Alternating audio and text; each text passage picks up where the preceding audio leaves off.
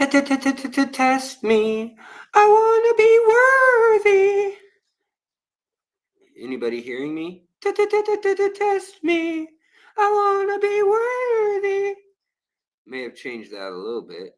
As we're waiting for a few folks to come on in, filter into the auditorium, you may be hearing sounds of jungle critters tonight.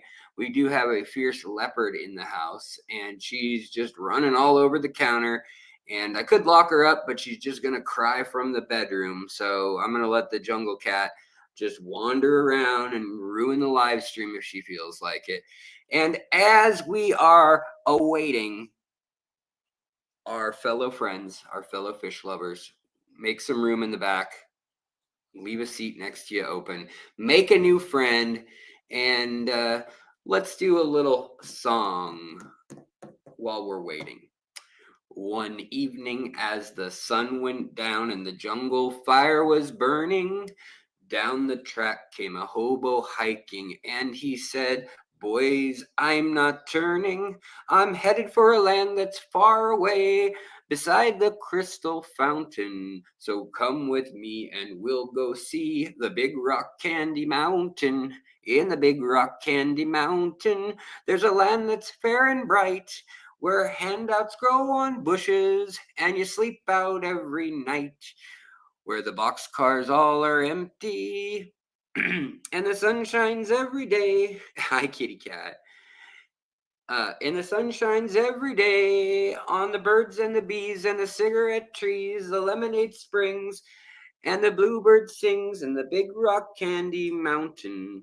In the big rock candy mountain, all the cops have wooden legs, and the bulldogs all have rubber teeth, and the hens laid soft-boiled eggs.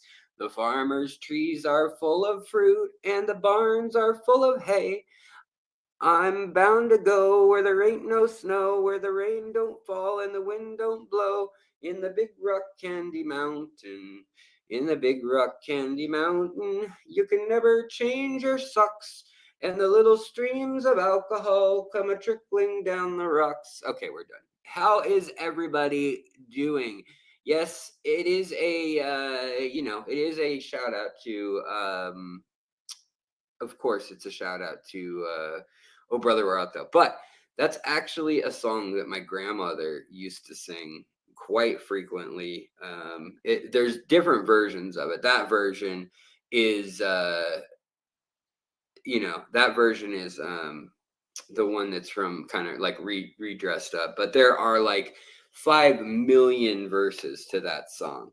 And when I was a teenager, I did hop freight trains for a while when I was like 18, 19, 20-ish. I mean, we did it when I was like 15, 16, but that was just to like catch a ride down the track. I actually traveled a little bit after that in the Midwest and the Northern Plains and stuff. But anyhow, yeah, I mean, I could have done, "I am a man of constant sorrow." But we're not going to go there. How are we doing, everybody? Andrew, Sharon, can I call you by your French? Or I don't know. Is that, you have a French background? It seems like it. Maybe it's just, maybe you're just not, maybe it's not French. Maybe you are, English, but like the part in Brittany or something, right? Beto Great Lakes, what's up? House of Pisces, what's up? Lerda Weird, John Monroe says, "Makes me want to hop on a freight." Yeah, right on. Nancy B in Tennessee, she's right in them Big Rock Candy Mountains.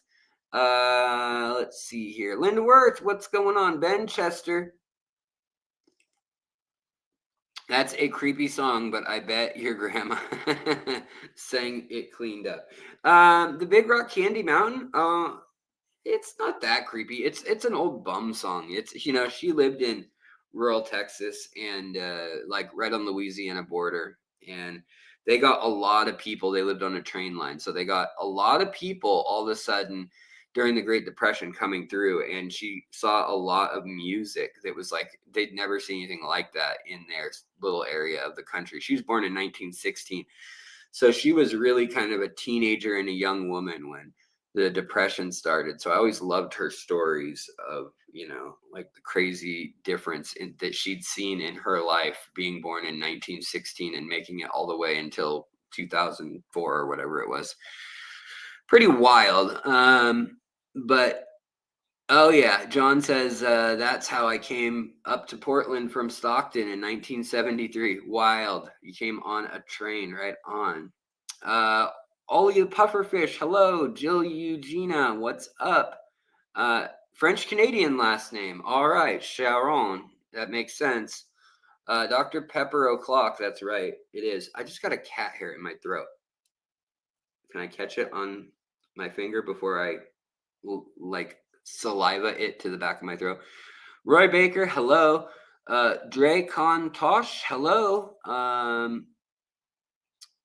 Thank you for the compliments on the song. A Hobo song, that's right. And so side tangent before we get into fish. We had this substitute teacher when I was in elementary school, and his name, oh man, Mr. Goodman. Mr. Goodman was his name, and he'd never married, and he had a big eagle tattoo on his like the American like sailor kind of thing, but big, like his whole chest was tattooed from World War II era. And he was way older than he needed to, like he could have retired or whatever, but he just loved teaching. Everyone would ask him like, how old are you, when we were in like 5th or 6th grade.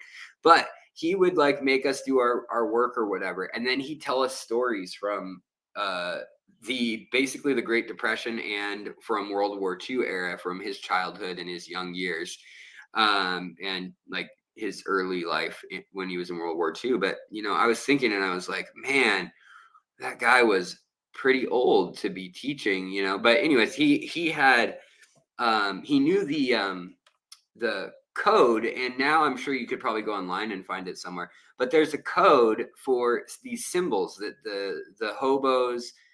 So there's hobos, there's bums, there's oh well, I'm gonna forget all of them, but they all have different connotations. Like, to be called a hobo meant that you would work, like you would do work, and you would bring all you needed on your back, ideally, and you'd be willing to work, or you would take a handout. A bum was somebody who usually had a drinking problem and who wouldn't generally travel too much. A tramp was somebody who I think would travel and kind of usually leaned on women. So interesting, but there were like all these different connotations. And I remember he went through like 15 different words, and a bunch of them were like words you've never heard of these days. But some of them were like tramp. I'm like, you mean like Lady and the Tramp? As a kid, I'm like the dog movie. But yeah, it was kind of interesting to hear him talk. And then he taught us, I don't know why, as like 5th graders, he taught us all these songs like this, Hallelujah, I'm a bum, hallelujah, bum again. And he used to do vaudeville, like at the end era of vaudeville too, this guy. So he knew all these weird like songs and sleight of hand magic tricks, all these kind of like little folksy things that he would do to get like on it a smile out of people, or to get like a free meal or whatever, apparently as a young guy traveling the country. But yeah, it was really kind of wild. I missed that guy. I remember when he passed away, we were in like high school by the time he passed away, but nobody gave that guy a hard time. You know how usually kids kind of give teachers a really hard time. No one gave that guy a hard time. I mean, you could see his tattoo as an older guy, like even in his shirt, you could see the top of the eagle just enough that you knew there was something there. And all the kids were like, "What is that? What it?"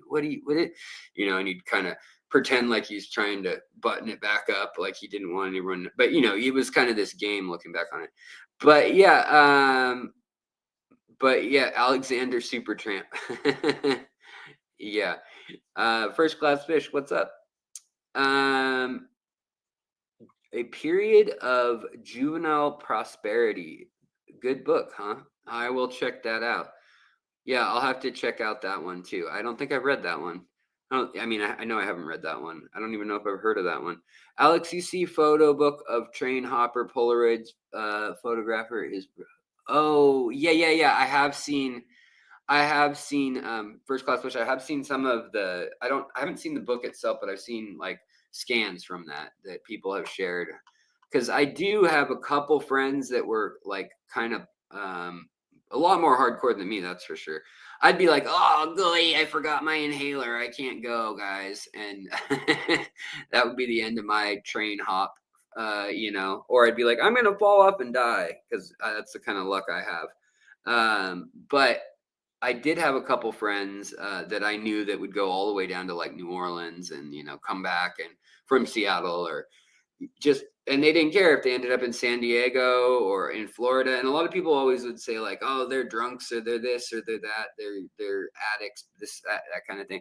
But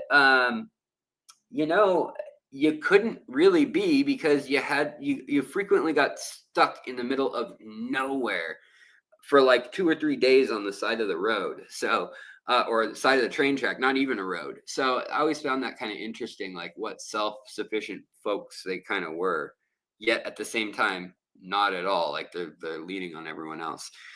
Always an interesting crew. Right on. Lerda, word, my aquatic isopods are finally on their way to me. Just got a notification. Right on. Scott Fortner, hello. Welcome. Come on in. The Grimster, hello. Welcome. I don't know if I recognize your name. What's Mr. What's in the Cooler? Tried that blackberry Dr. Pepper yet? I have. Not a big berry fan. I can do the cherry, maybe allegedly the prune or plum juice that's in Dr. Pepper I like too, but I don't really like that like tart or I don't know what it is, that jammy vibe that's in a lot of berries. I don't like the darker berries, blackberries, and even like raspberries. I don't mind strawberries and stuff like that, but yeah. Anyways, Roy Baker, what's up? Robert, how's it going? Matthew, hello.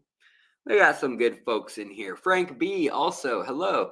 No breeding all winter until last month. Fry in all 3 tanks now. Yeah, isn't that the way? We've had all sorts of, we've had all sorts of people mentioning that, like, I was ignoring my tank for the last year, and then all of a sudden I looked and there's 50 baby Corys in there or whatever, or whatever, that works too. So yeah, it's Dave Uhl. Oh, hey, what's up, Dave? How's it going? Punkle, hello. Love the new fish 2025 video. Oh, right on. Thank you. I try to do one of those every year, Punkle. I try to do what folks are going to dig each year that's kind of coming into the hobby, that's kind of like that's on a lot of fish lists that you see that are like the high quality fish lists that kind of maybe they're a lot of money right at first and you can tell that they're a beautiful fish. So whenever somebody figures out how to breed it, that's going to be what makes it a big year for that fish. So as soon as you start seeing the price get cut in half, with like the tetras, the Corys, I try to keep, my eye out for, just for the sake of the channel and my own curiosity. I'll see when the new tetras, when the Ilios tetra or something like that, the one with the black body and the red tail, when that one came out, I was like, this is going to be a top seller. But nobody's really breeding that one heavily yet. But the crystal reds, for instance, the Hyphosobercon Muzel, man, that has been a hot fish, and it's still $15 a fish, but it was 45, then it went to 30, then it went to like 17 or 19, 15. Now I've seen it as low as like $12.99. So it's getting cheaper there. I mean, it's just most Hyphosobercons, the tetras, the skirty kind of tetras, not the big skirt tetras, but kind of like your Phantom Black tetra, your I'm trying to think what other Hyphosobercons, like the Von Rios and stuff like that. A lot of them are pretty easy to breed. Not all of them, but a lot of them. Also, We got a new member. Welcome. Round of applause. I need to get a sound effect board. That's like one of the last things that I feel like I've really needed to add to this year. Have I ever kept the tucha? Are you talking about the betta tuna or a hold on. That's what we're talking about, right? Wait. Betta is it wrong in my head? Is it a tuta this whole time? A tuta? Yeah, you're totally right. Is there an tuna? Am I crazy? There probably isn't. I'm probably crazy. Betta tuna. No, I'm probably just thinking like, oh, well, gee golly shucks. Check this out. We can both be right for once. That's surprising. I'm not completely an idiot, but I got to show you the proof. The proof is in the screen share, I guess. I thought I was going crazy. I was like, I swear I've seen it both ways. And then I was like, no, I'm just misremembering, I'm sure. But here we are, right here. You can see the betta tuna, also known as the betta tuta, is a wild species from Unimaculatus complex. So I haven't kept that. I have kept a number of Unimaculata. I've kept the yeah, those guys are really pretty though. I mean, look at this male right here. Very oh, it's not gonna let me zoom in close for you guys, is it? No. Come on. Can I open link in new tab and then copy paste? Whatever. I think you guys probably wait, did that made it smaller. That is not helping. Anyways, you guys it's and then there's some cans of tuna. All right, tuna, nom. That's sal nom. That's kind of clever, I guess. Anyways, yeah, so the betta group, I just actually, let me see if I can get back on track with this betta thing, because I wanted to mention this. Some of the new fish that are going to be hot this summer, there's a few new bettas that they're pretty hot. They're pretty hot and spicy if you're into that kind of thing. There are a whole bunch of new bettas. Like, so we know there's always a waiting list, right, of fish, whether it's corridoras or plecos or whatever. There's usually like 5 to 100, depending on the group, of fish that are collection points, or maybe there's a species that should be split into 2 or whatever, and it's just waiting for the taxonomy to confirm that or to deny that or whatever. But where is my so the Kachina bettas are just out of control right now. They've found at least 3 new species recently. Here we are. It's all in Chinese, but I can post this if you guys are curious. Come on, focus. You guys are curious about all these bettas. So those are the existing Cochina group, but there's also the clade of what is it? There's the Persephone clade and there's the Cochina clade within the Cochina group, which is kind of confusing. So yeah, kind of interesting. But there are now, I can show you that. I know that was really small, but we'll share that. I'll share that with you guys on a post on our community group or a community page on YouTube, so that everyone can see it. But also, I mean, check this out. So the Api or Apu betta, as it's sometimes called, either way. Hope, come on, focus, stop reflecting. So this betta right here, come on. It's not working. I'll post it in the community tab.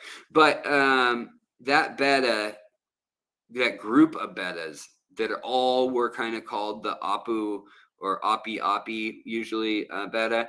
they now have names. They've been split into 3 official species, and then maybe more are coming. There's another map that just came out on the isolated island bettas and how they're actually some of them that were thought to be the same species on like the Riau Islands. I mentioned this the other week. The Riau Islands and like the big islands of Indonesia, so Sumatra, Borneo, all those big islands in that chain there, the ones that are like subcontinent size, there's like, say there's one species there. Well, a lot of times there's also these little islands way out that also have what is thought to be the same species on it.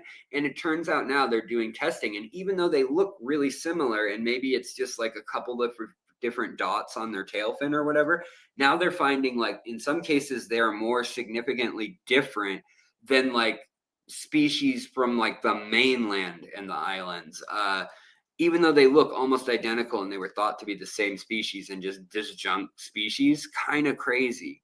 So yeah, we'll see what shakes out. I mean, they're doing a lot of really cool genetic work with betta right now. They did all that work too. They did a lot of that with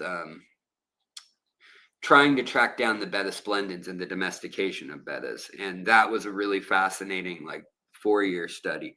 All right, let's see here.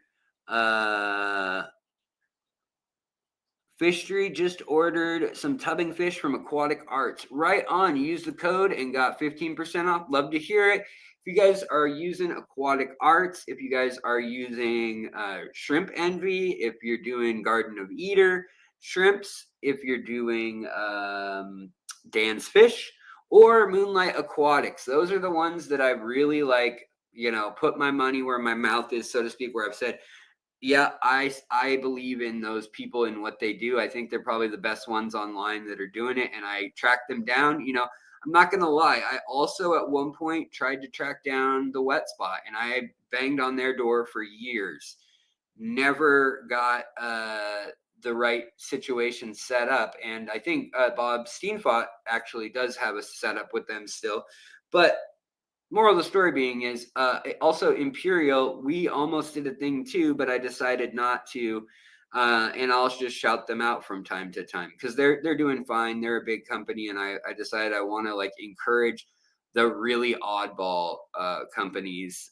So I like Moonlight Aquatics because that is a young 20, I think he's 28 now, 28-year-old fish lover who's been in my Seattle fish circle for the last decade basically. But now he's got a brick and mortar store, and for years he's been importing, and he's getting fish from people that he knows online and family, extended family and stuff, places that no one else in the US has tracked down. And that to me is so cool. And he's bringing in that stuff, and he's so not bitter or greedy, doesn't have a family to take care of yet. And so he's very, very, very reasonably priced. Moonlight Aquatics. So we got a deal hooked up with them. We get 10% off everything he's doing, but his prices are already so low, it's absurd. And then also Aquatic Arts, their shrimp, the stuff that they're doing, I partnered with them 8 years ago, almost 9 now. And it was when my channel was really small, but they were doing what I liked at the time, American bred shrimp. And they kind of backed off that, but everyone did other than Grant Eater. And so it kind of turned into, well, I guess you're darned if you do, darned if you don't. But the Aquatic Arts was the first people to figure out how to do moss balls without zebra mussels. They were the first people to donate to tanks for teachers in mass every year. So I try to pick a handful of organizations so that you guys in the description of every video have a few places you could go that I will stand by. If they do you dirty, come to me and I will make it right. But literally those places, I believe in. I'm not saying that they're, that there's no way that they could ever mess anything up, but they're as good as anyone else out there. And then there's, Dan's Fish, who's literally got a veterinarian who's doing research into diseases and sending off tissue samples and biopsies to check the pathogens in fish that aren't even sick, like, and doing 90-day quarantines to see what develops, and then doing another biopsy, like wild stuff he's doing, and finding like, oh, these fish are carriers for this other disease that this other fish has. So I think he will actually go down as maybe changing some things in the hobby if he keeps up at it, like long term. So yeah.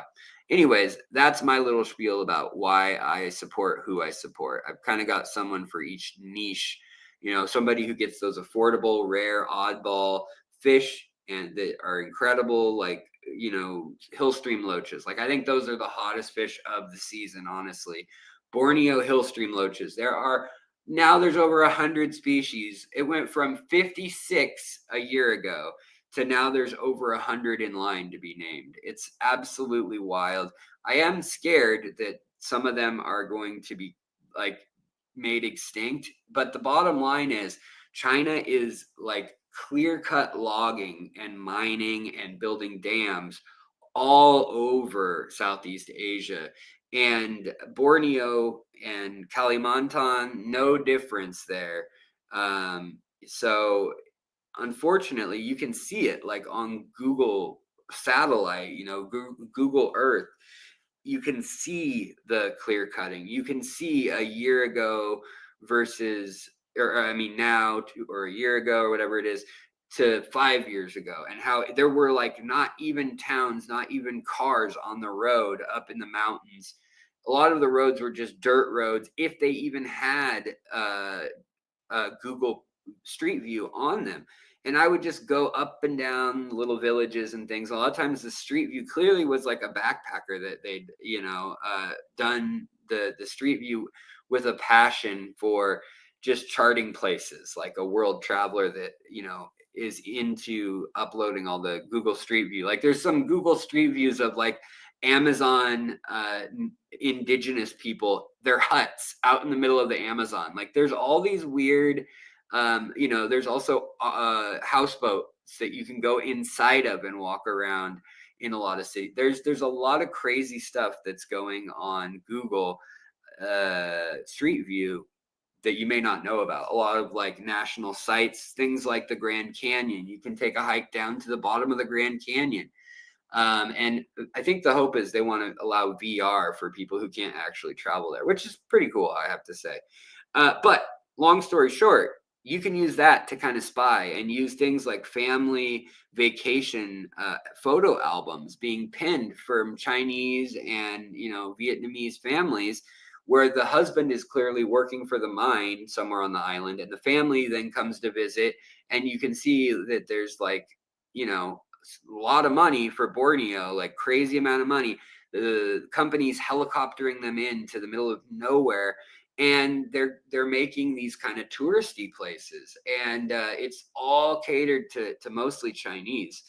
But yeah, it's just wild to see like that, as well as like the palm oil plantations. You can see just acres and acres and acres of clear cut forest, and then the rivers are just like these muddy, like full of like debris and logs once they cut like that kind of the trees out like that. So very frequently now you get the locals going in and ripping out all the aquatic plants, trying to sell those on eBay or Facebook or WhatsApp or Telegram, and then WhatsApp, that is. And it's sad.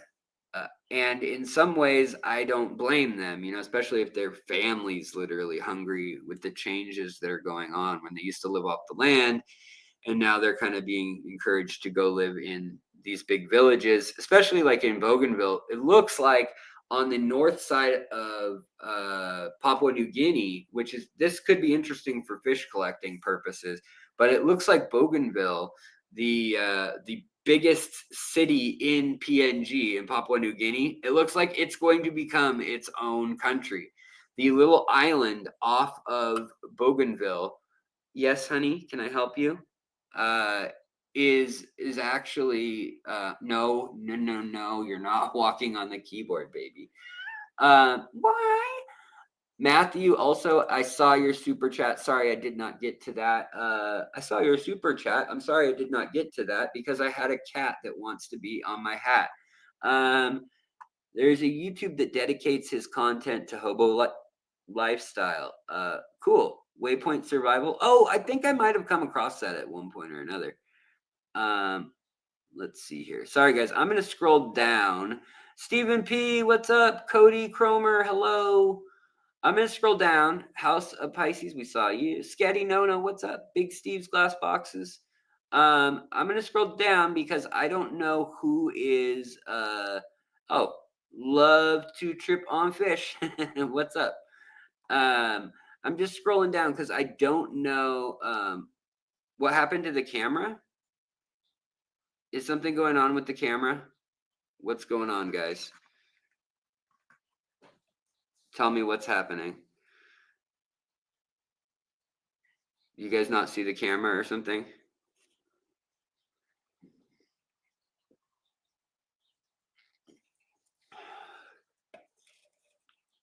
Looks fine. Okay, cat cam. That's right. Do you have any experience with growing Endler fry in a reticulated hillstream loach breeding tank? No. That's really specific. I'm sorry, I don't. They're kind of different environments. So, Andrew, I think, yeah, everyone's saying picture's fine. So I think maybe you need to reload if you can hear me. Yeah.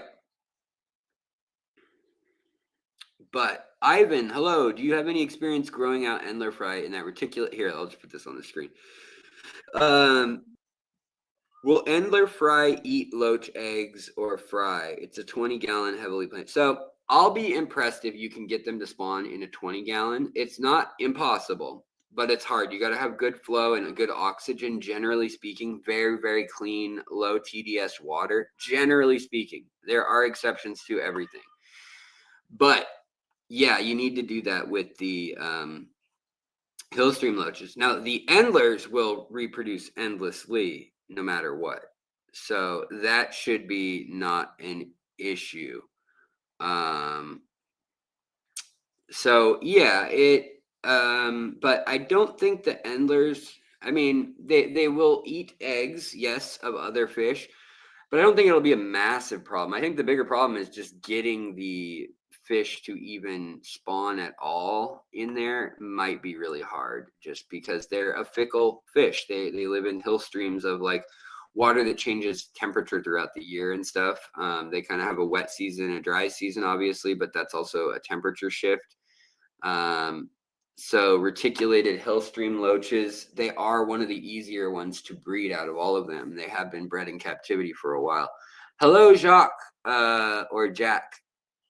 And Johnny Best gifted a membership. Thank you so kindly, sir. I really do appreciate that, buddy. Whoever got the membership, welcome aboard. Very kind. Johnny is he is a king among men. He is the gift that keeps on giving in our community. Fusion developer. All right. Yes, most people are not seeing trouble. Well, that's good. I'm glad I'm coming through clear to most of y'all. Nirvana Aquatics, what's going on? Haven't seen you in a minute. How are you doing, girlfriend? Small time tanks, what's up? Good to see you as well. I hope you're doing wonderful. Guys, I got lost on the trail at Ray Roberts Lake. Just got back. Right on. It's always good to get, I mean, not too lost, but get a little bit lost. Right? All right. So what are we thinking, guys? What do you think some of the hottest fish are of the season? I think a real underdog that I feel it, and yes, I have a bias because I've been talking about them. But I think the isopods, the Daphnia, all that kind of live food is also going to be getting popular as like an entertaining little nano tank type additive as well. I think you could even potentially see things like the Apu Ula, like, or Ulu Apu. Ulu, now I've got the betta name and the shrimp name confused, but the Hawaiian volcano shrimp that live in salt water, they can like live off of algae and salt water like indefinitely in like a medium light tank. It is incredible, the biofilm that they can survive off of. And yeah, they are able to survive in a little like even completely closed off ecosystem for years, and they can live like 20 or 30 years, something crazy. But anyways, my thought is that I think there's going to be more shrimp species, more isopods, more scuds, more. I think we're going to branch out and kind of learn what other aquatic stuff we can keep. And some of it right now is thought of as creepy crawly or just like, why would you keep that? That's a bug. But I think like water beetles, some of these things, I think we're going to see that soon. And that might be maybe next year's like one of the new fish things that I think is going to be out. And let's see. We'll see. I guess we'll see if things keep going in that way. But hey, I also see right now small time tanks getting ready to clean your 40. Just listening. I hear you. I hear you. Oh, cool. Guess you're one of the lucky exceptions. Frank B, you've got Hillstream loaches breeding like rabbits in a 20 long and liquid rock water. Hey, that's awesome. You know, they do live in a lot of limestone rich region. So I wonder if maybe people have it wrong. Sorry, guys, I have an itch on my side here.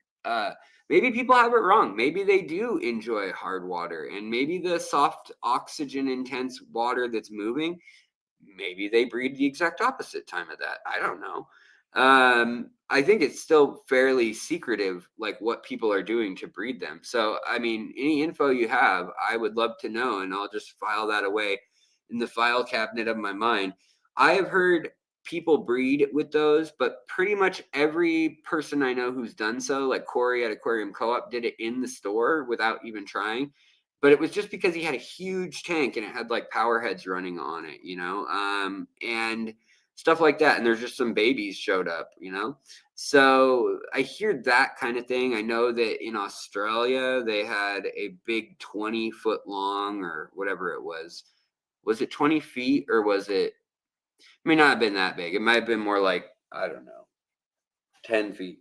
But they made this long, like faux river, like false river ecosystem that had like rapids and everything, and like lenticular flow and laminar flow.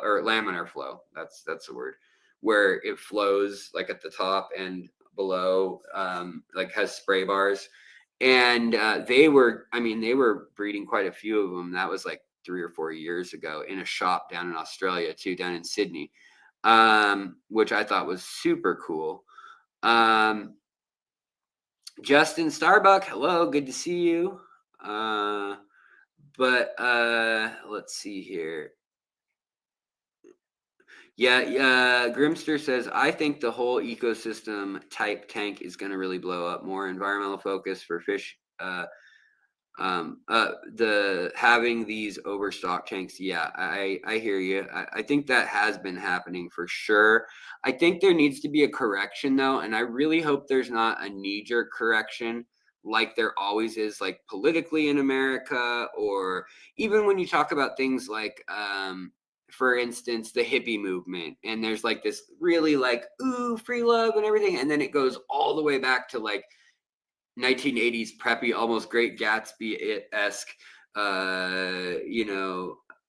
kind of chastity's the cool thing, and I don't know, like promise rings and stuff, like, and then the evangelical Christians come back, and then in the 90s it goes back to kind of goth and grunge and alternative, and then again we see the kind of like pink polo shirts, popped collars, preppy puka shell necklaces, bleach tips kind of thing. And in theory, you get these like right, left, liberal, conservative, crazy, out there, frivolous, very close to the chest, close to the vest, whatever you want to call it. With everything, you get that pendulum swing. And I think with the eco tanks, I really hope we didn't go from Wallstead in the early 90s, and then we went to like Amano, and that was that nature vibe, and then we saw the CO2 and stuff, and then that was kind of one swing. Then we kind of have your general planted tank of the 2005 to 2015 era. There's kind of like, then that's kind of where I jumped back in and really got into the aquarium hobby, was that like 2010-ish era. A little after that.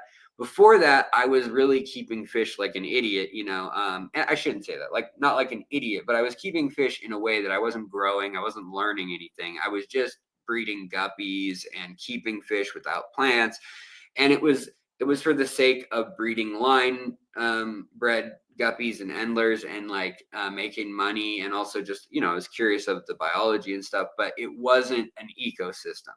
So for me, it was a real awakening and like rebirth of the hobby for myself, when I saw like the Green Machine, and I saw, Dustin's planted tanks, even though that he was a little abrasive for my taste, right, getting back into it. And then I found George Farmer and, Amano and all that stuff. And that was like very my speed, but I wanted to know the mechanics of it. I didn't want to just spend money and then have like a technology or an aqua soil fix the issue. I wanted to know, how does dirt in the real world affect, the aquarium? And so I think a lot of people experience that vibe, is like, you learn that nature does it, you learn that so much is possible, but then also you learn that there's parasites, you learn that there can be ammonia spikes, you learn that you can make a substrate, enriched substrate that's so hot with the nitrates that you burn your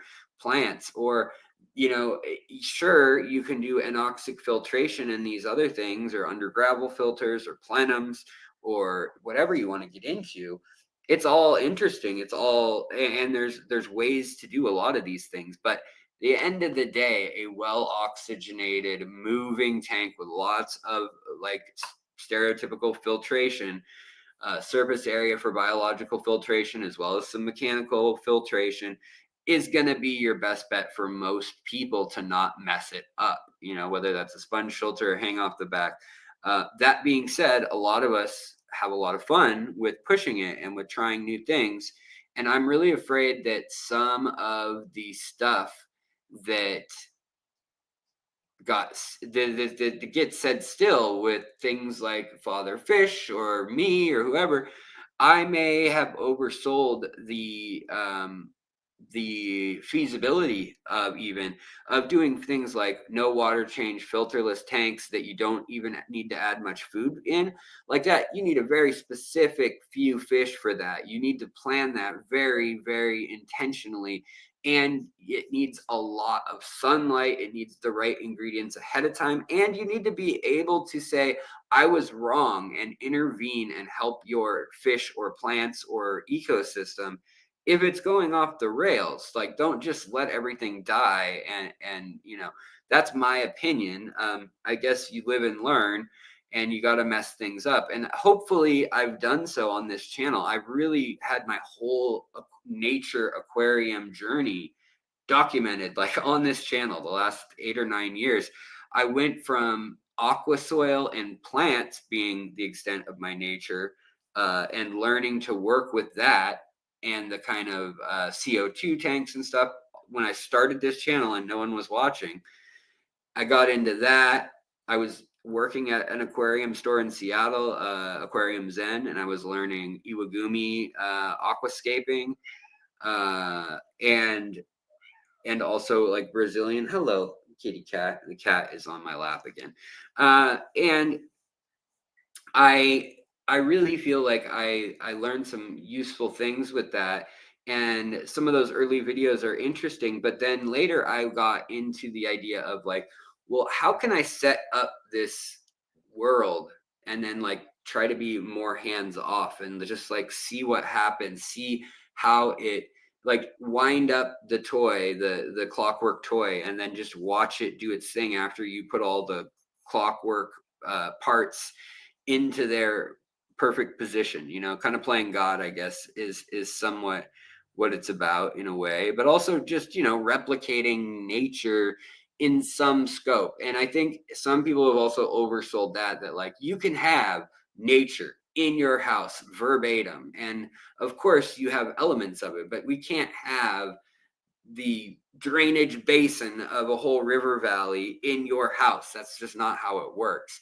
I mean, if we wanted to scale things like that, you might be able to have like a 1 gallon aquarium in a giant refugarium or paludarium with, you know, aqua soil plants, its own like weather patterns. I mean, there's a guy who is doing basically a bio, I don't know what do you call it, a biosphere, I guess, where it goes saltwater, freshwater, land,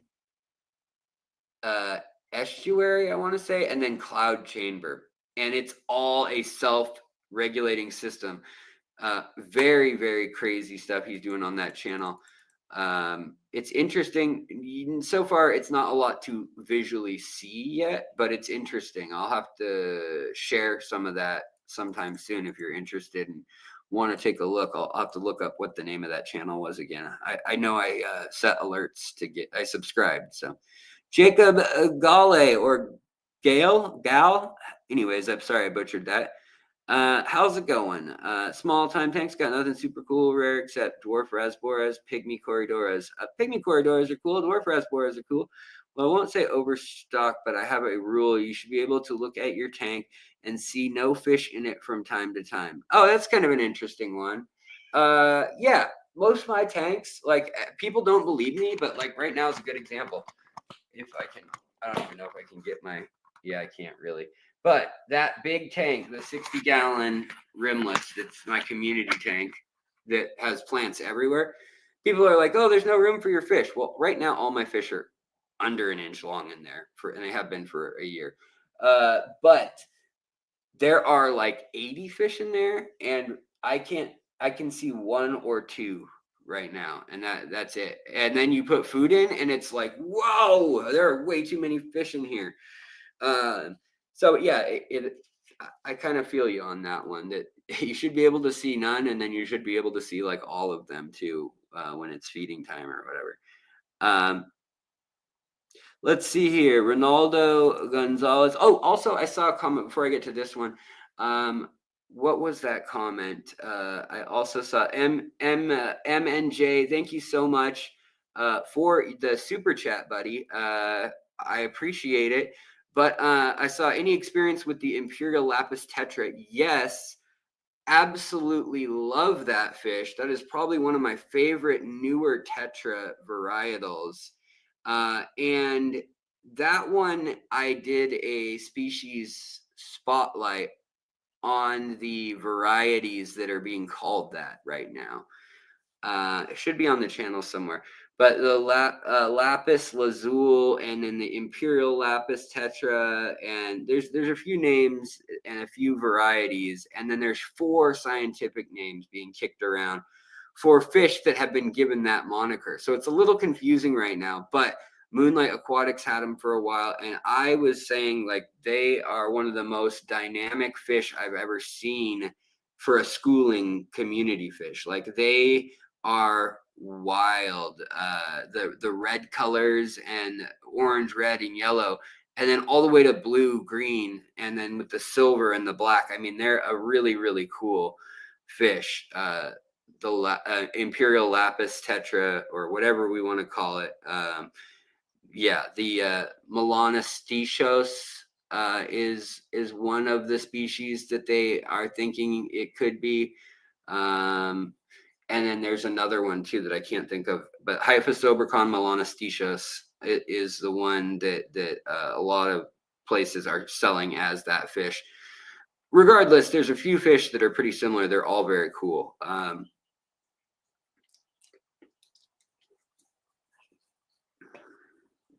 Anyways, been watching you for about 1 year.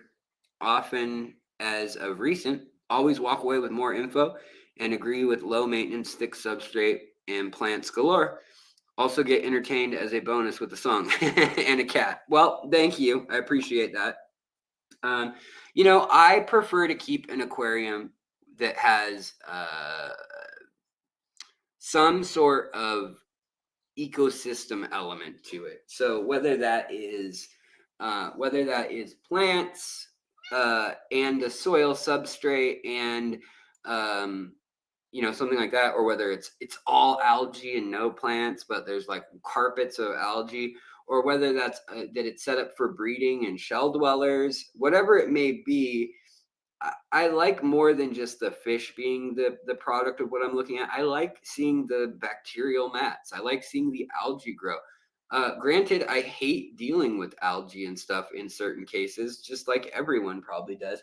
But like right now, for instance, all my tanks in here are looking great. There's like hardly any algae whatsoever that's problematic to me.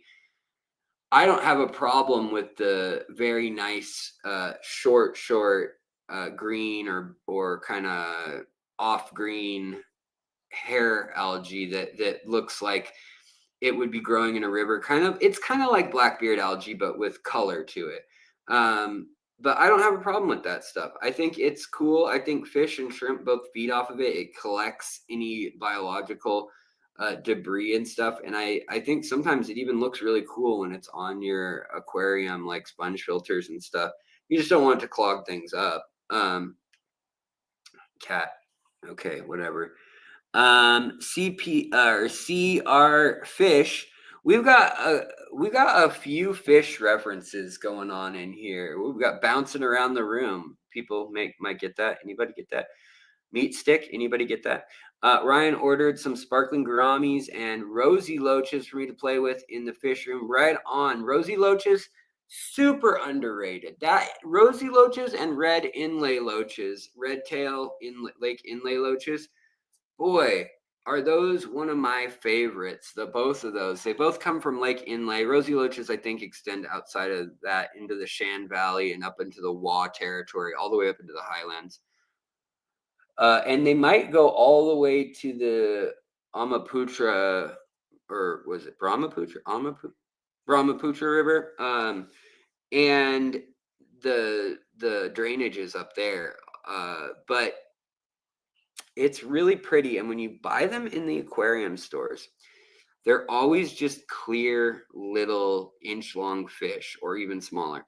And they're really boring looking, but they will color up like a translucent this color. Like they're glowing like a peach to orange kind of color. It's a very cool look. It looks like they're glowing from the inside out. Let's see here. La la la la la.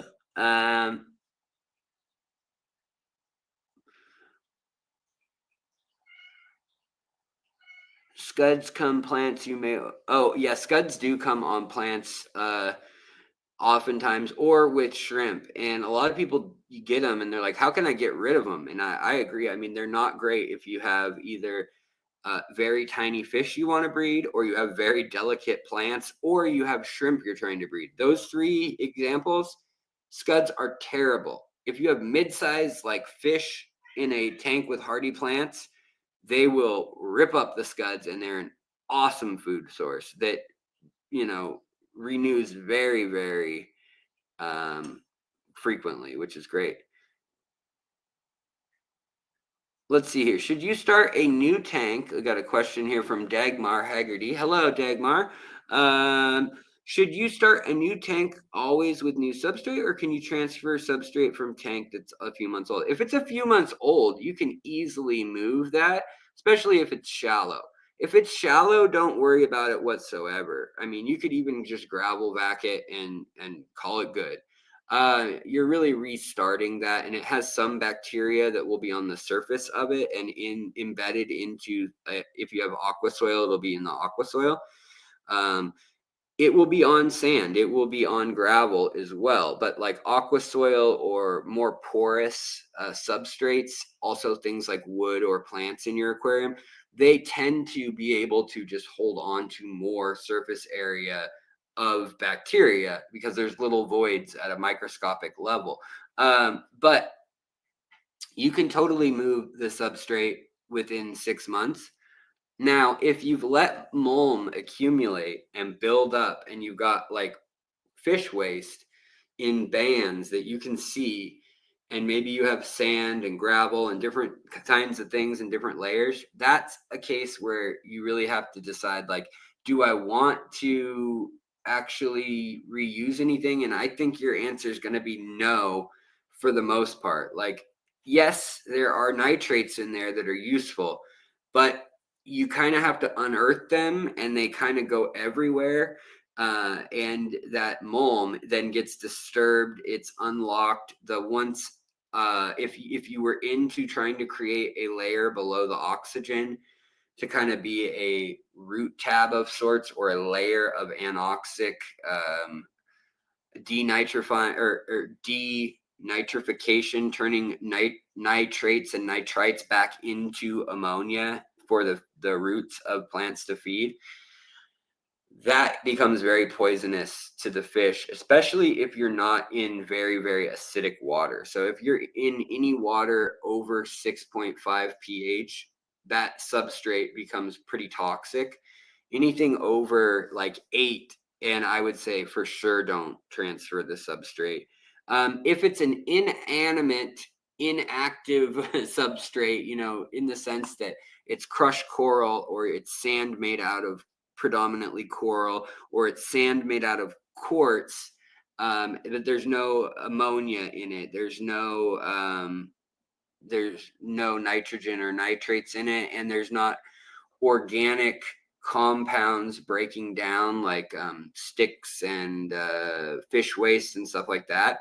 In that case, you can either gravel vac and siphon it and it kind of tumble it around in a large gravel vac tube.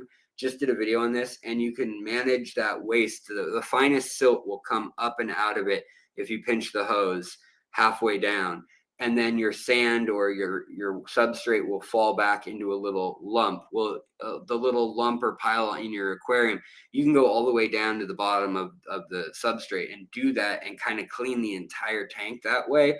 If you do that, then you can reuse crushed coral, you can reuse gravel, you can reuse stuff like that.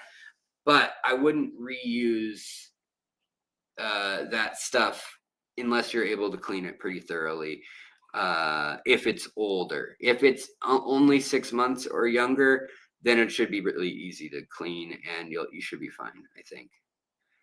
Can you talk about the fire ant tetra, Hyphosobricon myrmex or myrmex? I'm not really sure how you're supposed to say that, but yeah, the fire ant tetra, beautiful tetra. Let's see, I should be able to pull that up here for you too.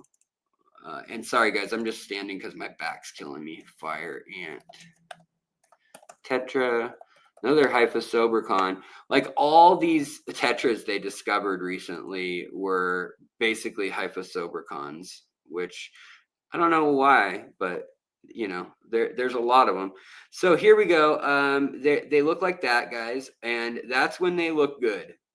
Like they do look pretty cool. Normally they look like this a lot. They also look like this a lot. And I'm not going to lie, that's kind of boring for most people, right? If they're in a very soft water tank, lots of oxygen in it and or tannins, low pH, and you get maybe 20 of them together, you'll get some really nice colors, and they do look really, really nice. I agree. But I would actually tell people, check this one out. It's cheaper usually. Ilios. Actually, Hyphosobricon. We'll start with that. Hyphosobricon. These ones are cool too. These Pugatti. These ones look incredible when they're all fired up. These Peugeot or Pugatti. I don't know how you're supposed to say it, if it's like the car or if it's like an anglicized version of it or some other, italicized version of it. I don't know. But look at this fish. I mean, Dan's fish had some. Look at that. Use the code fishery, or actually just use the code Alex at Dan's Fish. And if you see these on Moonlight Aquatics, you can use the code fishery10, get 10% off. But yeah, those ones are really cool out of the newer species. Also, these are another really cool newer one. These Notidanos, they are really, really wild. Super Red Devil Tetra. I mean, people have been giving these things a bunch of goofy names. I don't know what they're going to settle on for the common name, but these are a relatively new one. And they're just incredibly gorgeous. They have a weird throat shape here, and this is what I used for that. There we go. That's the one right there. That is what I've seen them look like in aquascape tanks. Can you guys see that okay? That is an incredibly beautiful fish. A really cool one. I think that is another one that will be hot this summer. But they come in a wide variety. Like when they're spawning, look how different they can look. They can really look different. And I think, yet again, we may be dealing with two separate fish here, like two separate species. And it's just a matter of,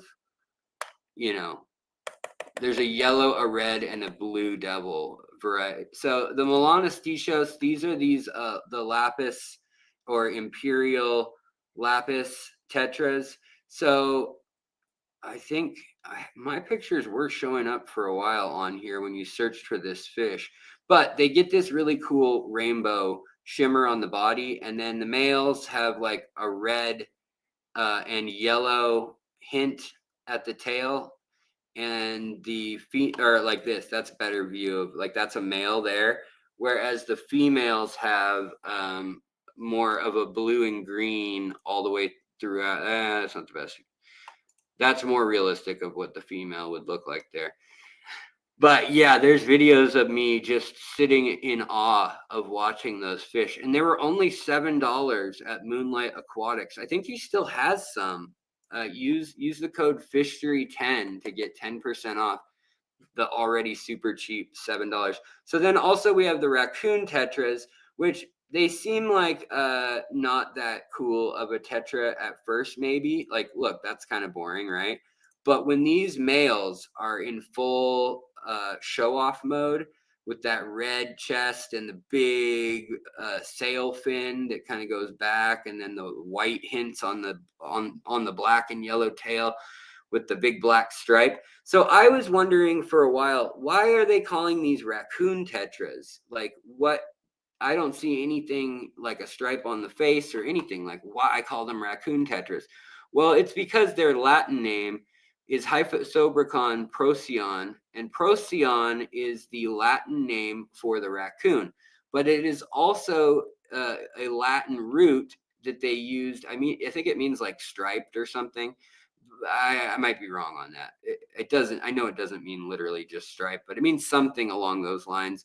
And that's why they named raccoons that. But they named this after the actual Brazilian state that is named and has a constellation above it in the southern hemisphere that's named Procyon also. And that is not translated as the raccoon. It's translated as its Latin meaning.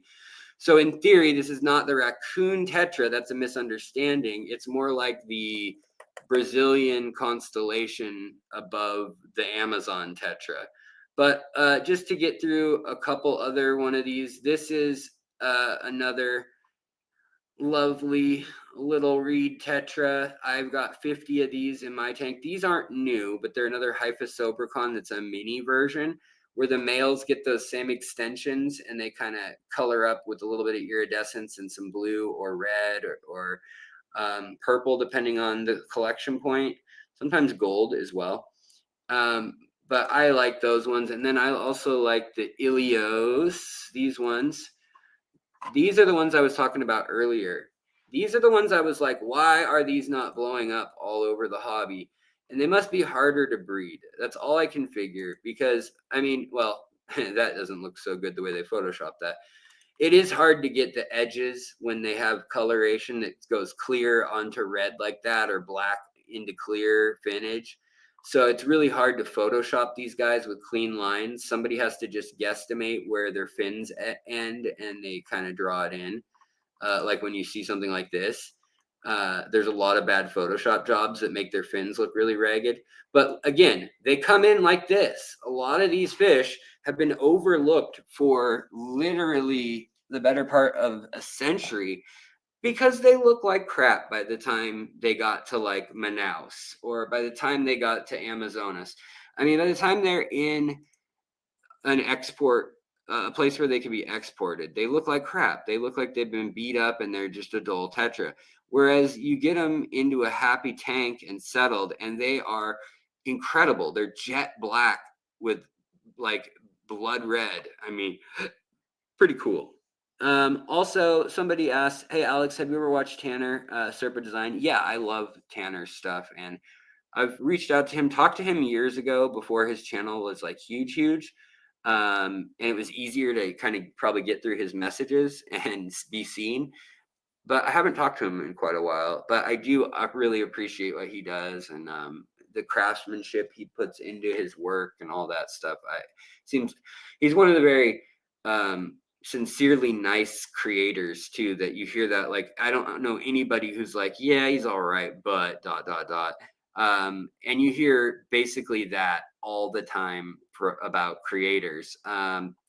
But him, no. A lot of people have met him. Everyone's like, oh, he is such a nice dude.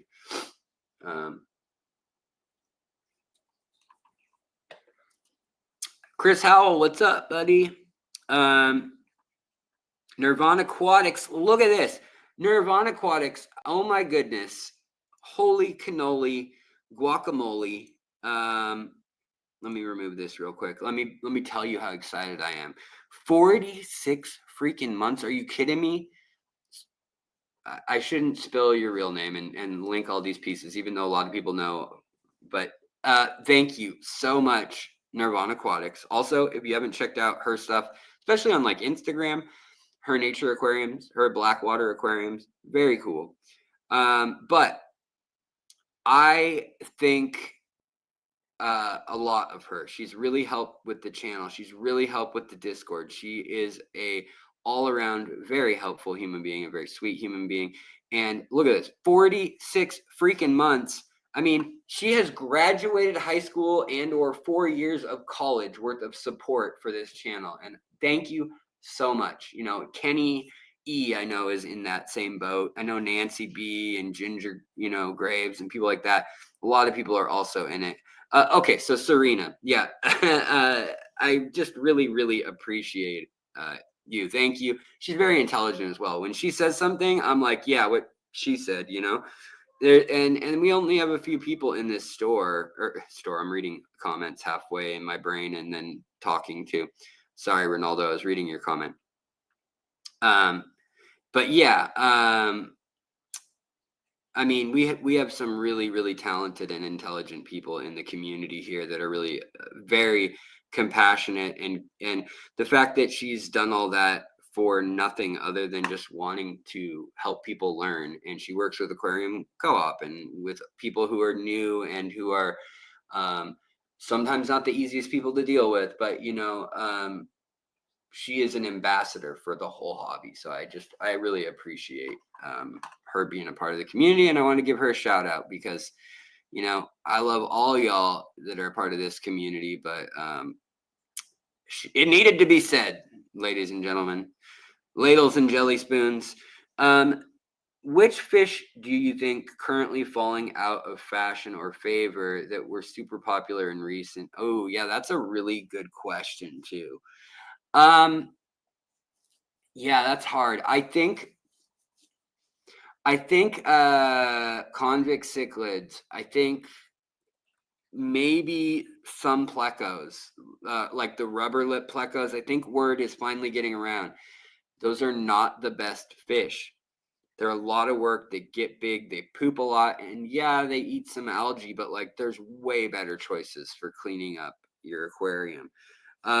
There's still those like beginner myths of like suckerfish are great for cleaning the glass. And like you see cartoons where, the fish write little words like F you to the aquarist on the glass or whatever.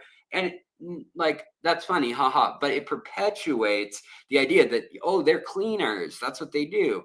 And they don't a lot of times. A lot of times they're just bums. They just sit around and they'll eat spirulina. And if you give them supplemented nutrition beyond like the algae in your tank, you don't want to do that too much because they'll just eat that and then they won't do anything useful for you.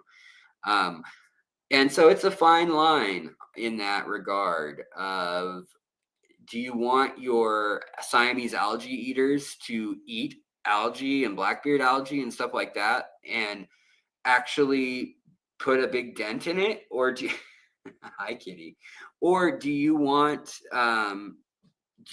them to eat wafers? And I mean, they'll eat not even algae, they'll eat like flake food if they can get their mouths on it. If that's what they can get every day and swipe it from the other like tetras and danios and stuff in the tank, they'll do that, and they prefer that. It's like eating a McDonald's hamburger to them over eating a salad or whatever. And it's kind of like humans. A lot of fish evolve to have a craving for those things that are hardest to find in their diet. So things like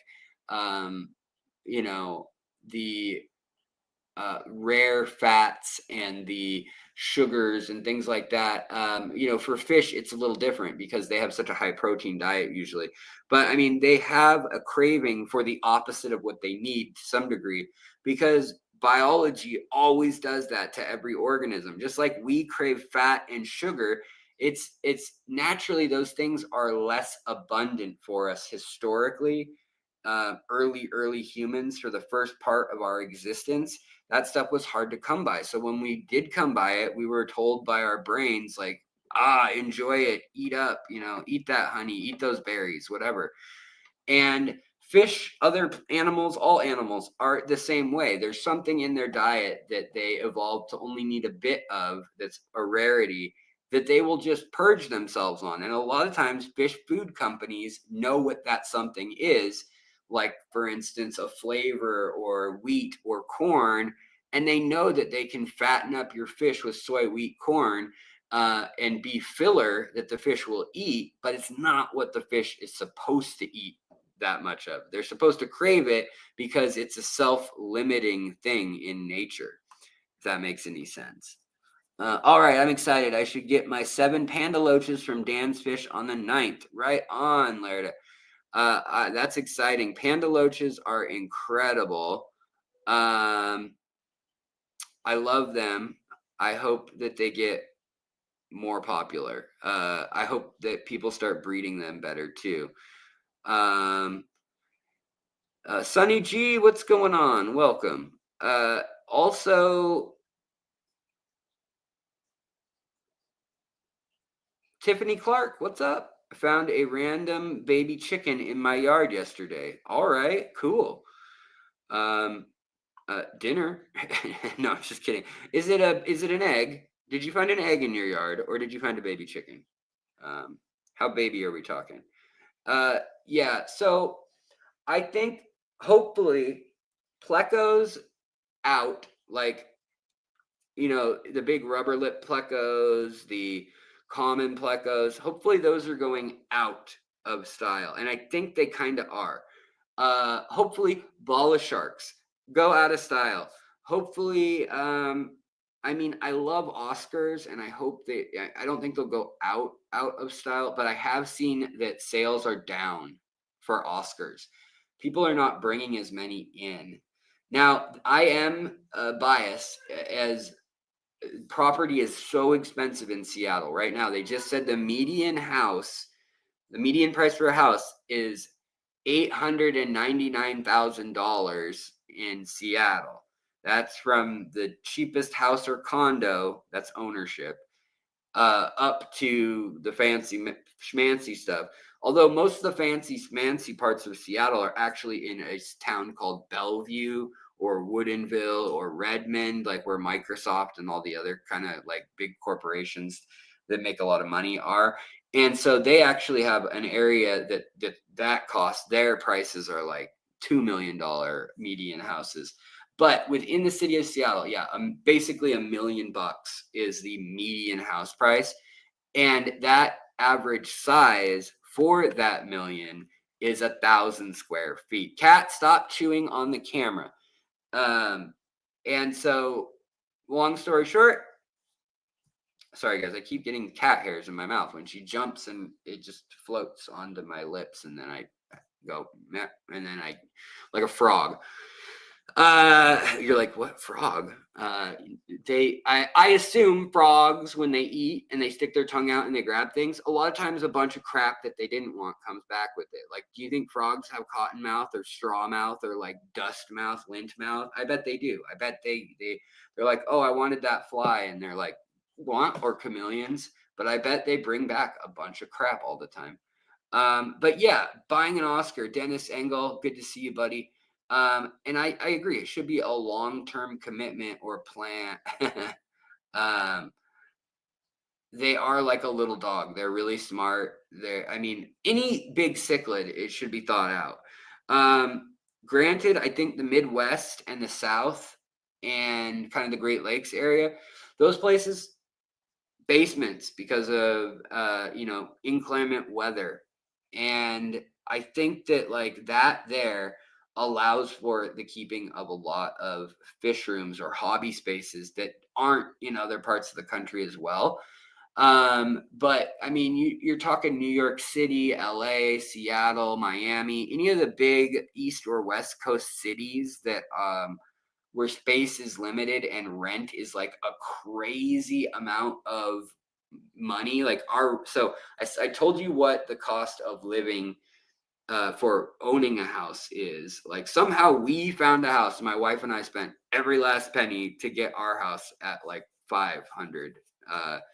And it needed a lot done to it, like sewer, septic, or not septic, sewer, all new appliances. The roof was leaking, and we have less than 1,000 square feet, and I'm very grateful. I love that we found a house, but my wife is 48 and I am 38, so it's like we've saved, both of us, our whole lives, both having jobs, to get here, to have this house, and I am grateful and I'm happy about that. But I'm just saying, we could have done that 10 years ago, right? We could have done that 12 years ago when we got married, if we were in Ohio or something, But anyways, my point is that a lot of people here decide to not have the space, and therefore they don't have the fish, they don't have the big dogs, they don't have whatever that may be that you need space for, the woodworking shop,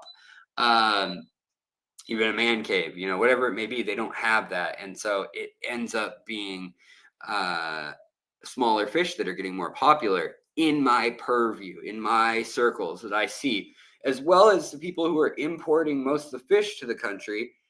They're on the coasts, right? Mostly. So they're a little bit biased because they're hearing all this from the people in the cities they live in. Cat, are you kidding me? Do not come through here. What are you thinking? There's an aquarium right here and my laptop here, and the cat thinks she should come through. She's also just chewing on the gooseneck of this lamp.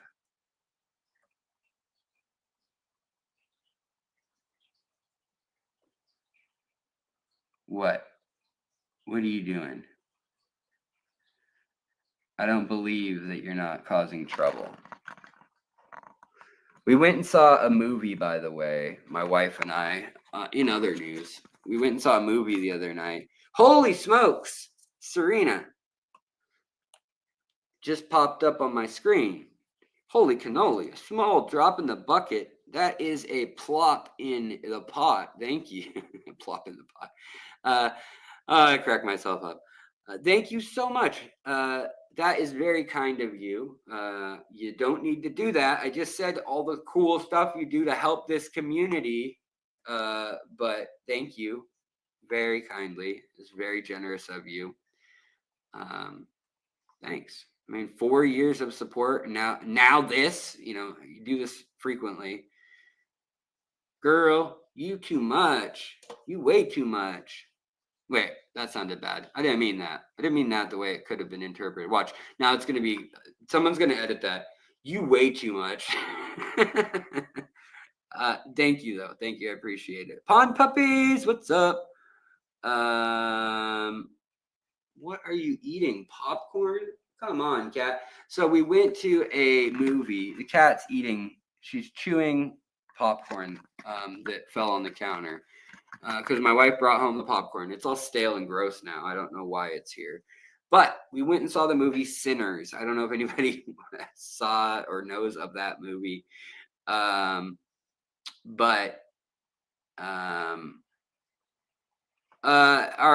least kill. Oh wait, before I get into that, I do see the conversation. Least killifish are fin nippers. Kind of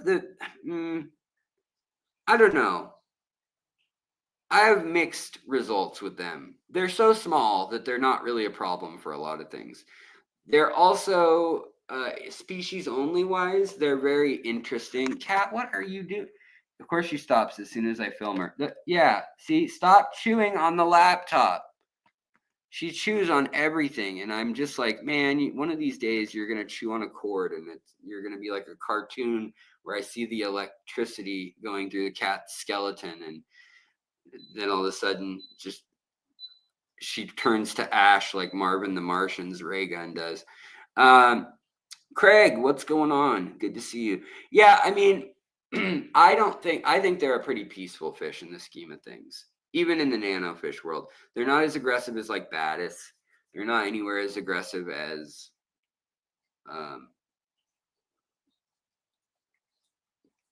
mollies or platies or guppies, but they're not as rowdy as a lot of live bears, is what I'd say. But they're also not complete saints. And within their species, they will torture, like the males will really annoy the hell out of the females. I know it's Fusion. I feel you, Fusion developer. Really, Dan's Fish does not stock the. Interesting. You're saying that he does not stock the least killifish because they're so aggressive. I just find that interesting because they like. I mean, you can put them in a tank together, and you're just going to end up with hundreds of them. So anyways, yeah. I'll let other folks duke that out in the comments. That is interesting though, if he thinks that. I do need a dog to play with Sumi. I do agree. Alan, buddy. Orca Woodcat Fund. Oh my gosh. This is a throwback. Alan, welcome. Come on in. People don't know. Alan, longtime friend of the show and me. Met 8 years ago, 9 years ago. We've been involved through this channel roughly. We went to Chicago and met up. He's a stand-up dude who really helped this channel grow early on, and also he's just a funny dude, poker playing son of a gun. But thank you, Alan. I appreciate it, buddy. And he helped me out when I was wanting orca woodcats. And at the time, 8 years ago, or 6 years ago, maybe, I don't know when it was, I was like, man, these fish are so expensive and new, never going to get them. And then I was able to get them with him and a couple other folks being like, get them and then show them to us. And then they died of a terrible disease that made me so sad. And I've been afraid to ever get them again secretly. Now Alan knows. Same with the Logonandra meboldi, Logonandra. That was 2019, I believe. The Seattle, when Crystal Castleman and Karen Randall came to Seattle, well, Renton, just south of Seattle, and Alan was there, and we bid on Logonandra bullseye, paid like $200 for our versions of it, and he sent me a clipping of it that like did well, and then it's just all right. So Alan, I'll have to send you a picture of right now. I've got a bleeding queen, or what they call watermelon Logonandra bullseye. They've called it a couple things, but I'm going to send you a picture of it because I think I have enough to send you a clipping finally. I definitely have enough of the pink ones. Yeah, Logonandras are beautiful, but as soon as you're like, oh my gosh, it's doing great, it's huge, you split it in half and both halves die. It's so frustrating, or at least die to the rhizome, and then they'll slowly come back like a year later. It's just, they're just notoriously finicky that way. If you keep them in a substrate tank, Logonandra, like, or sorry, not, if you keep them in terrestrial substrate that's in a humid room, they actually are really hardy plants apparently, but nobody is doing that. Some people are doing that, but yeah, not most Aquarius. But anyhow, thank you so much, Alan. I appreciate it. It's also good to see you. Yeah, and I was also thinking. Oh, right. I was going to tell you, I saw the movie, Ashley reminded me. I saw the movie Sinners, which the whole first half of that movie is like a semi realistic, but not really. If you're a history, like complete history nerd, you're like, hey, they're wearing clothes that weren't made at that point. That's like polyester, whatever, in like 1920. And then like these guys are supposedly in World War I, and this is the year 1932, and they're African American, and like what regiment would they have been in? Oh, they would have been in the segregated one. But then, so there's some things that don't work if you're a complete history nerd. But it's an interesting movie in that it's about like these guys that in the South that want to start their own honky tonk, and somehow it turns into the exact same movie as From Dusk Till Dawn, like the Quentin Tarantino movie, where there's vampires in a roadhouse style bar. It was a very entertaining movie. It just felt like two completely separate movies that were like glued together. There's a historic movie about African Americans and Asians, and partially being like if you could pass as white and you were African American in the post-slavery years. Also, like Bo Diddley and Sonny Boy Williamson, and Buddy Guy is in it at like however old he is, like 90. It's a very interesting thing, but it's also basically, I said, it's like if you took the movie From Dusk Till Dawn, which if you've seen it, you've seen it. If you haven't, I don't know what to tell you. But there's that whole vibe of vampires in a roadhouse or at a bar, or in the middle of nowhere at a musical and bar type place, a rowdy place.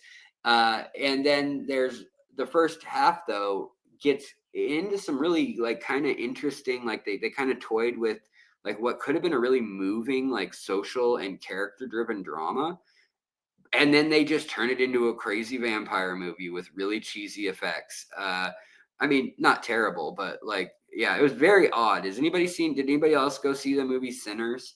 And it's kind of basically the song The Devil Went Down to Georgia in movie form. Like about how like blues men used to say they traded their soul for the ability to play guitar really well. It's interesting.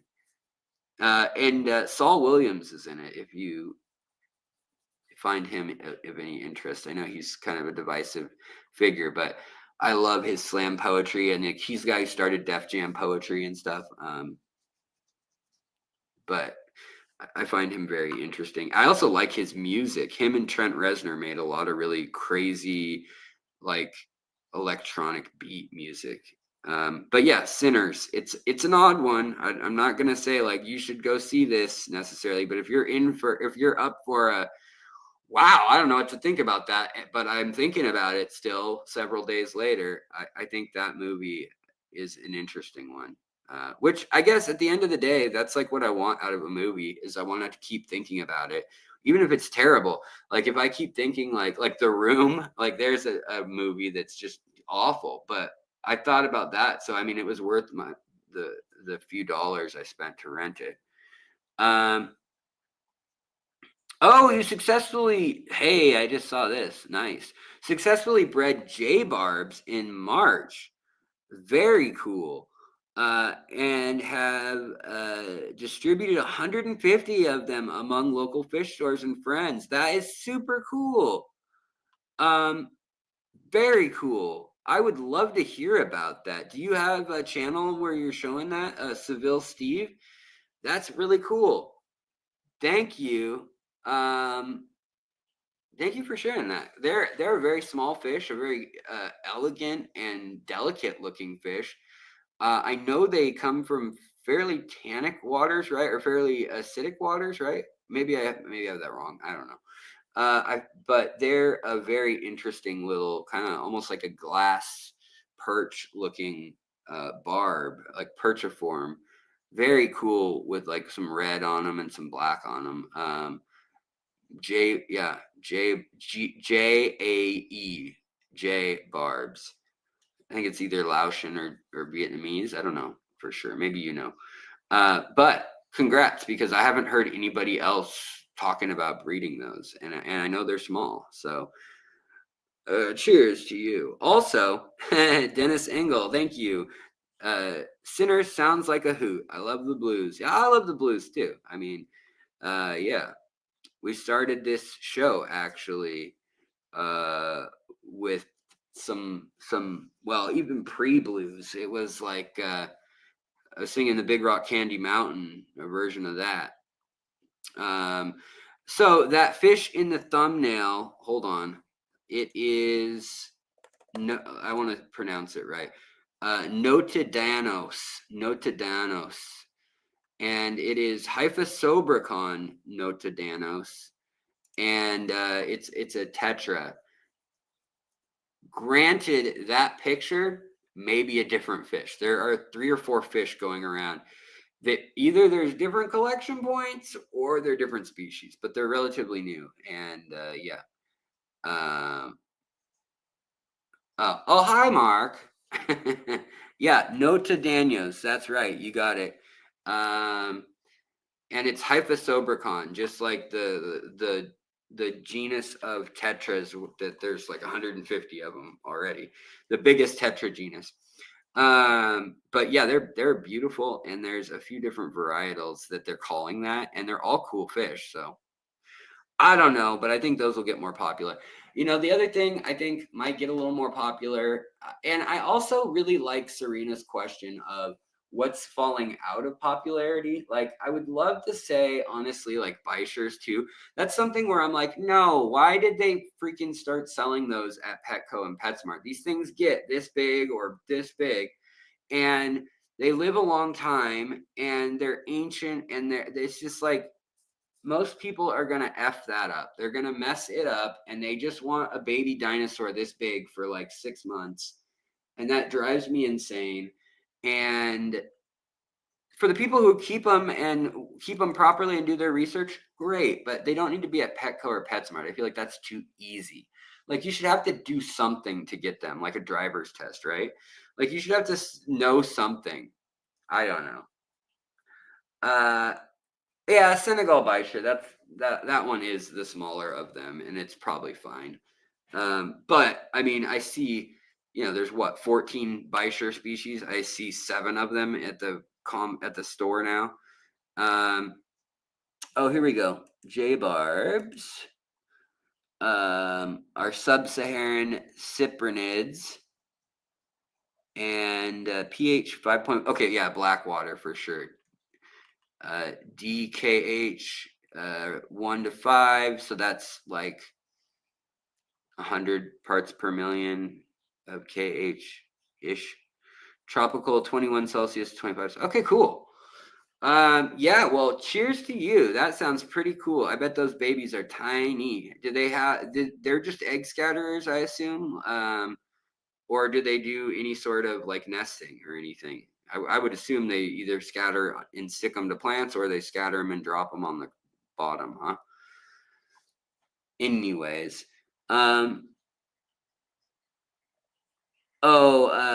let's see here. You know, I think there's a number of fish that we should probably stop selling. And I mean, obviously, yeah, red-tailed catfish are a problematic fish for sure. But obviously, like the giraffe catfish, the shovel-nosed catfish, all those catfish, unless you have a freaking pool or you turned your backyard pool into a tank, you know, you don't need a fish that gets 400 freaking pounds.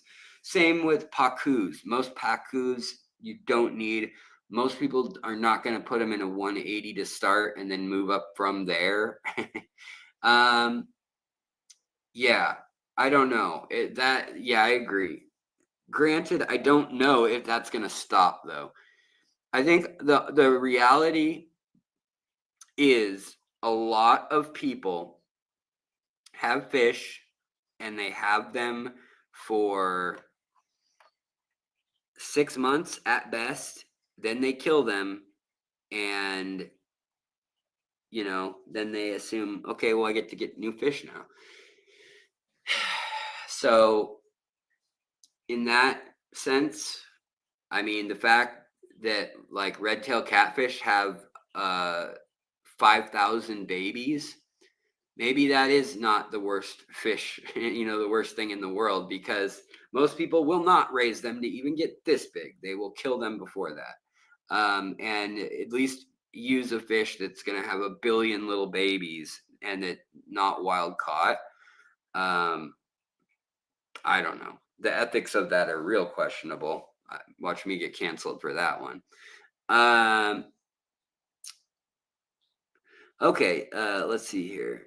J-barbs are non-pairing egg scatterers, spawn in groups and don't care for eggs. Right on. That's cool. Did they go after the fry pretty intensely? I would assume, like most little nanofish do, like gotta keep them totally separated, or did you spawn them together, colony style? Oh, okay. Beto, Great Lakes. You said you caught some Daphnia, resurrection jar style. How do I keep them going? Aeration, 70 degrees Fahrenheit. Let them get cooler at night, all the way down to 55, 50 degrees is fine. Ideally 60s, like 70 in the day, 75 in the day, down to 60, 65 at night is like the best. And then aerate them and then feed them spirulina, or allow like the most sun possible with some nitrates in there, or algae. You can even literally get algae from one of your tanks and just grab that and throw it in their tank outside and then put an air stone in there. And that really works well. But I have videos on Daphnia and keeping Daphnia where I go over more detail. But that, you know, that works pretty well. Treating tropical fish like an orchid plant. 3 months and toss is a crying shame. Yeah, lush and salty. I agree. Daphnia, you can get Daphnia right now at Aquatic Arts. They just had a newsletter and they're on sale, or at least they're priced lower. I still think it's kind of a lot, like $17 for a bag of Daphnia or whatever. But some places are charging like $20 for 40 Daphnia, right? And that's absurd.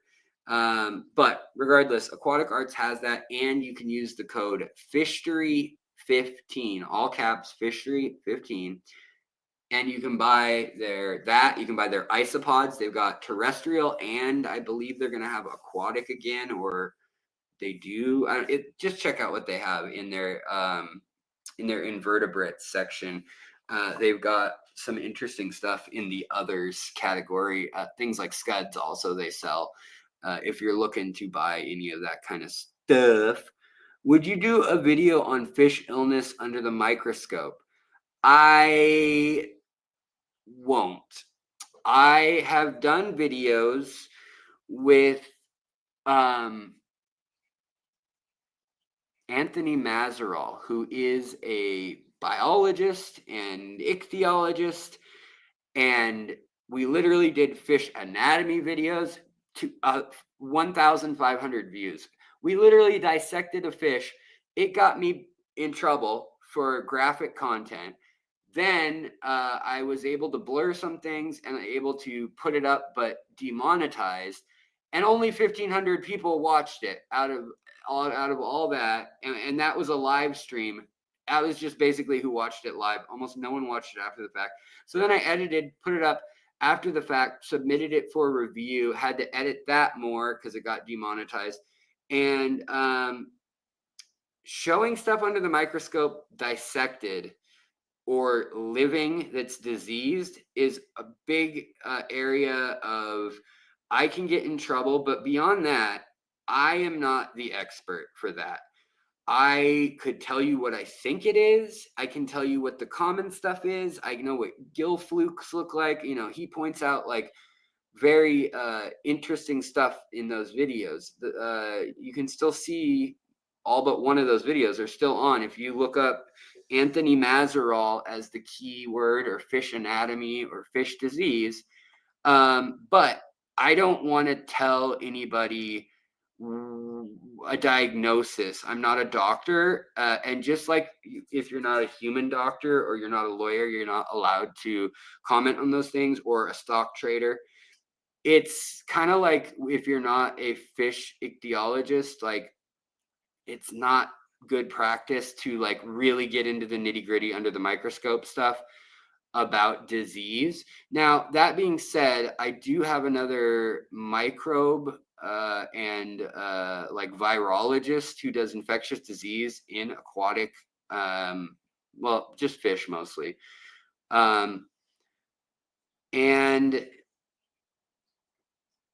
yeah, and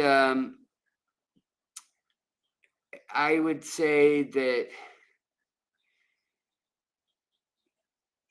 I don't know how to put that, but yeah, it's just for some reason YouTube penalizes it a lot, which sucks. And then beyond that, it doesn't seem to be a hot topic, which boggles my mind because I think it's really fascinating. And then beyond that, also, there's like a weird liability. Not that anybody I think is going to sue me because they did something assuming some fish had something that was something else. But I mean, I will have someone on the show who is an expert, and I would love to have them, dissect again or do something like that. But now I know some of the limitations. Thank you also, John, for spelling out Matrrial. I just noticed that. But yeah, that's a spicy meatball. The fish disease thing.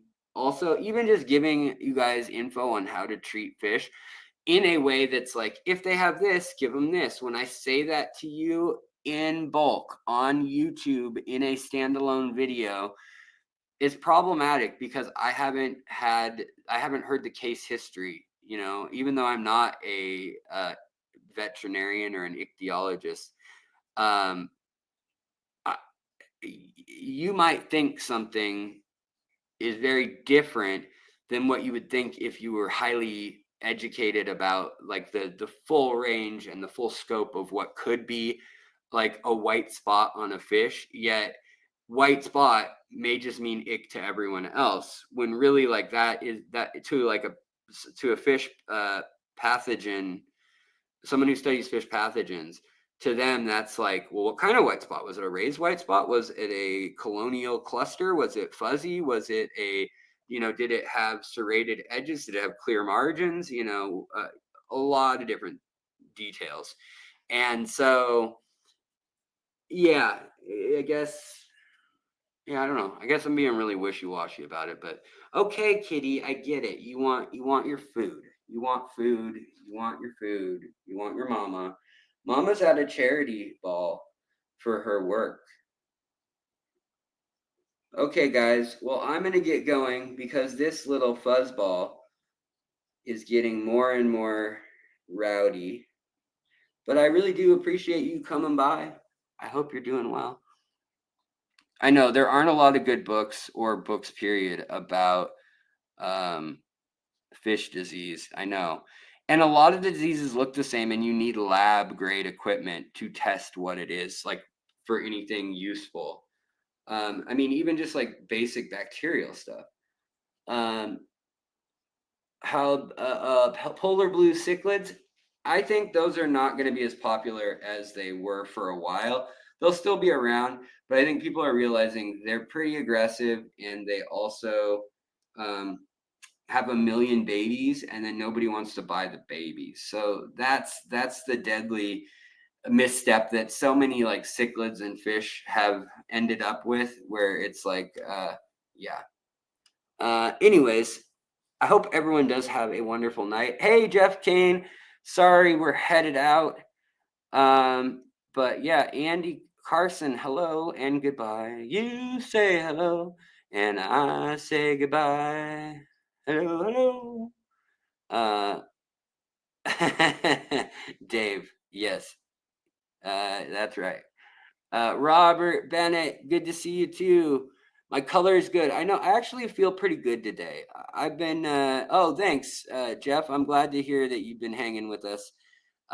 Even if you're lurking like Nosferatus. Kitty cat. Okay, I'll let you down. Chill, chill, chill. You're the one who jumped on my shoulder. You started it. But yeah. I mean, I'm trying to think. Yeah, I'm glad. Seville, Steve, I'd love to see. Do you have any videos of your oh no, you are not chewing on the headphones, little girl. She's right here again, guys. Like she just ran away like, "Oh, I don't want to be here. You're so mean, Mr. Meanie Face." And then she's literally right here like messing with me and chewing on the microphone cord and stuff. So, I don't know. She's a cuckoo. She's a cuckoo. Um, all right. Well, we're going to end it the way we started it, I suppose. And we'll do in the Big Rock Candy Mountain, you never change your socks. And the little streams of alcohol come a trickling down the rocks. All the brakemen have to tip their hats, and the railroad bulls are blind.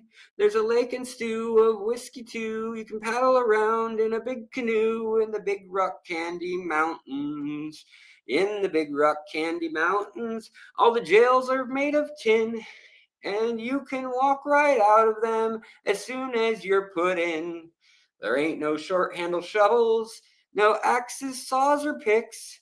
I'm going to stay where you sleep all day, where they hung the jerk who invented work in the Big Rock Candy Mountains. All right, guys, have a wonderful evening. Thank you so much, my friends. You live right next to Big Rock Candy Mountain. Right on, Mike. You have a good one. All you hobos, tramps, and hitchhikers, and ne'er-do-wells, and fish, and cats, and kittens, and vampires. I think have we covered it all? Is that all the? Is that all the? What do they call those labels? Categories of viewers. All right, guys. Also, if you have a suggestion for what the best flea and tick medication is for this little girl, I would love to know. You're purring. You're so cute. You're so cute. Yes, I love you. She is. She needs flea and tick medication. They're coming through the sliding glass door, and she lays next to the carpet and the door. And they'll get on her, and then they'll die. They'll be dead on her from the flea medicine. So I'm wondering, is there anything that like repels them so they don't go near her, not just so they die once they get on her? If anybody knows that, leave a comment. Maybe not in the live stream, but after the fact. All right, guys, and I'll try to remember to post that betta stuff, the new betta stuff. I'll probably do a video on the new betta stuff. I was waiting for it to all get waiting for it to all shake out to hear how many new bettas there are, because there's 5 that they've announced, and then one was retracted, and then one was like put forward in China in Chinese journals when I read the translation. and then another one was like put forward for the English speaking world and European world. So I don't know exactly what's happening, but you treat your lawn with poison. Yeah. I'll just get a flamethrower. Just get rid of all of the bugs in the yard. I do Simparica Trio or Bravecto for dogs. I don't know for cats. Okay. Well, I know that they use levamisole, they use like praziquantel, things like that for our little critters. The same things they use for fish parasites and stuff. So I don't know exactly. I'll have to do a little bit of research. I'm just being lazy. I just thought somebody would have an answer who's like, I know everything about cats and you should do this. And I'll be like, yes, sir or ma'am or whatever, vampire. All right, guys, I'm going to get her some food. She's getting real needy. Every time I pick her up, she just jumps out of my hands, but she's also right back here chewing and doing ne'er-do-well stuff. And I already sang this some butt head. All right, you guys, have a Big Rock Candy Mountain kind of night, and I will see you the next live stream on Friday, if not sooner. My wife's traveling this week, and therefore we may squeeze an extra stream in. And also, there's a couple news episodes. I'll probably be doing some fishery episodes, hopefully, as the next video. So I will see you guys later. Have a wonderful evening and take care. Sumi says bye, don't you, Sumi? Bye.